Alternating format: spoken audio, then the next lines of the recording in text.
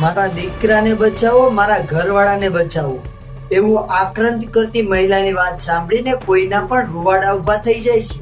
જી હા મિત્રો, વડોદરા જિલ્લાના મુજપુર નજીક થયેલી ગંભીરા બ્રિજ દુર્ઘટનાએ અનેક પરિવારને હચમચાવી દીધા છે.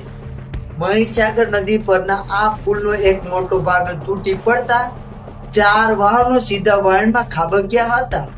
હજુ સુધી 10 લોકોના મોતની પુષ્ટિ થઈ છે, પરંતુ એક મહિલાનું જીવનદાયક રુદન ઘટનાની ભયાવહતાને ઉજાગર કરે છે.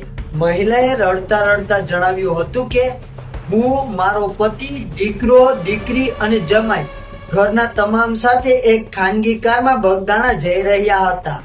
સવારે લગભગ 7 વાગ્યે જેમ જ પુલ પર ચડ્યા એટલામાં સામેથી આવી રહેલો ટ્રક સાથે પુલ અચાનક તૂટી પડ્યો. અમારી ગાડી સીધી મહીસાગર નદીમાં જઈ પડી.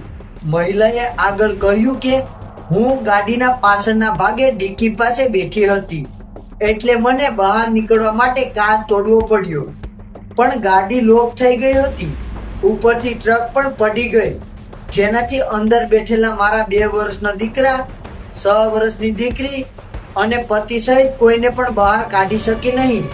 હું સતત 1 કલાક સુધી પાણીમાં બૂમો પાડી રહી, પણ કોઈ બચાવવા આવી શક્યું નહીં.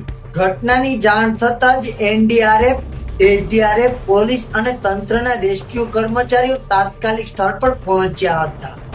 ભારે વહેણ અને પુલના અવશેષોના લીધે રાહત કાર્યમાં અડચણો આવી રહી હતી, છતાં શ્વાનદળ અને ડાયવર્સની મદદથી શોધખોળ ચાલુ છે.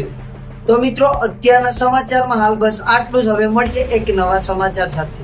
અને જો તમે અમારા આ વિડીયોમાં નવા આવ્યા હોય તો વિડીયોને લાઈક કરી ચેનલને સબસ્ક્રાઇબ કરી નાખો.